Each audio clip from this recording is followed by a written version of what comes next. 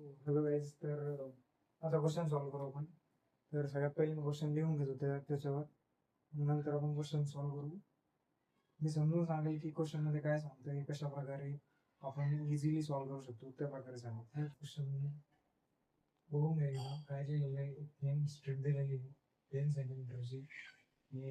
ज्याचे shape you मध्ये, म्हणजे यू मध्ये शेप आहे, आणि त्याच्यातलं वायर हे नेग्लिजिबल आहे. तर negligible resistance आहे.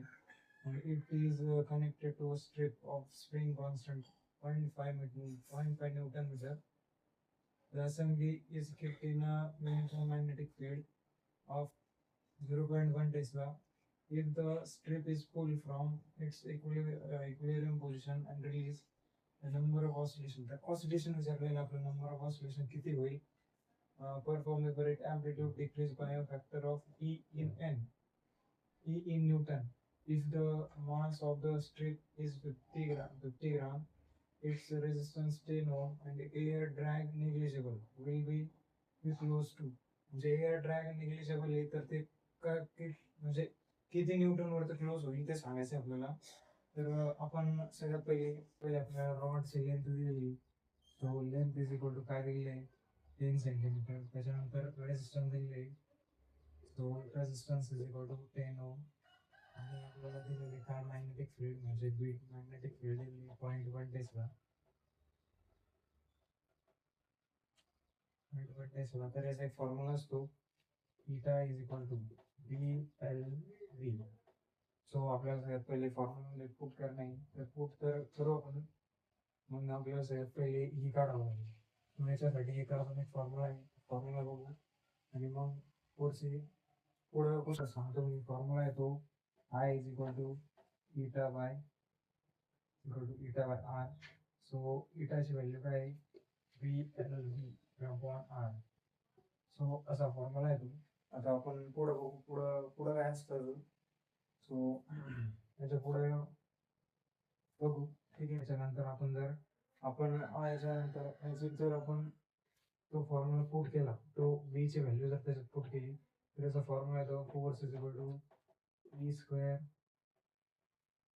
एकच minute, B square L square V upon R. I hope so. असा एक फॉर्म्युला येतो. सो आता फॉर्म्युल्यामध्ये आपण व्हॅल्यू पुट करू, या फॉर्म्युल्यामध्ये पूर्ण व्हॅल्यू पुट करू. त्याच्यानंतर पुढे बघू काय आन्सर काय आहे.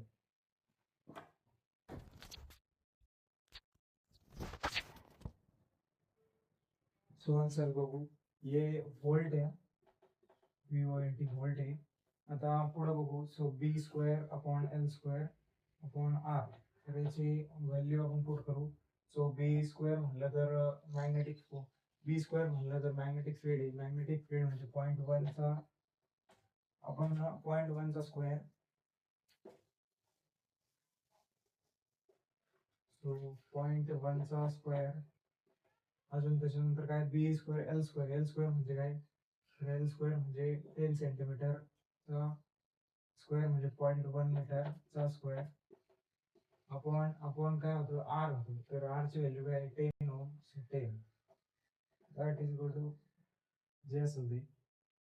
सो याचे जर आपण व्हॅल्यू काढली तर त्याचं 10⁻⁻⁵.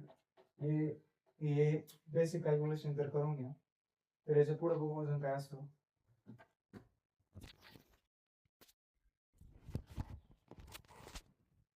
सो त्याच्यानंतर आपण एक इक्वेशन असते, मोशनची इक्वेशन असते.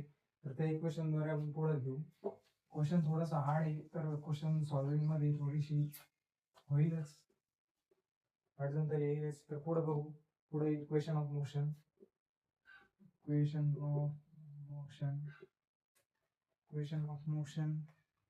म्हणलं तर mx plus bx plus c that is equal to 0.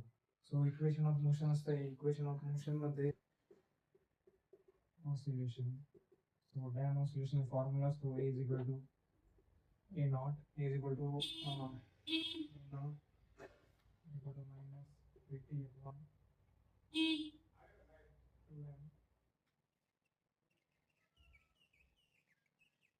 So हे जे t असतं ते इथं असतं. त्याच्यानंतर पुढचं बघू आपण. त्याच्या पुढे बघू. सो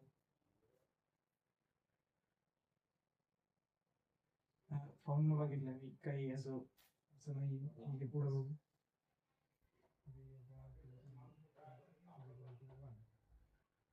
लॉग लावल्यानंतर हे सगळं कट होऊन जातं हे दोन्ही. त्याच्यानंतर फक्त एवढंच उरतं. त्याच्यानंतर टीचे व्हॅल्यू येते 2m/b. सो त्याच्यानंतर टीचे जर पुट केलं आपण 2 इंटू 0.01 बॉन्ड, बीची व्हॅल्यू जर पुट केली तर 0.05. सो याच्यानंतर T is equal to 10⁴ second येते. ओके, सो टीची value 10⁴ second. Thank you.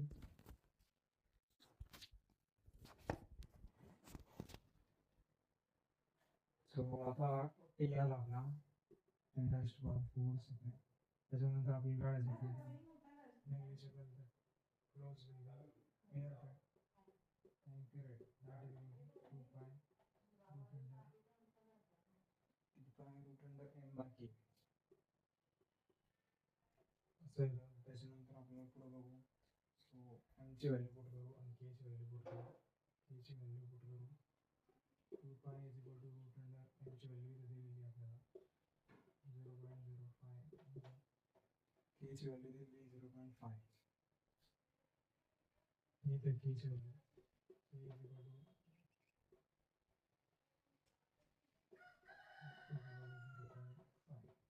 equal to 0.5. त्याच्या ह्याच्या पुढे बघू. So 2 pi root under 0.5. approximately 1 into 1.99 into 1.99 time period. Thank you.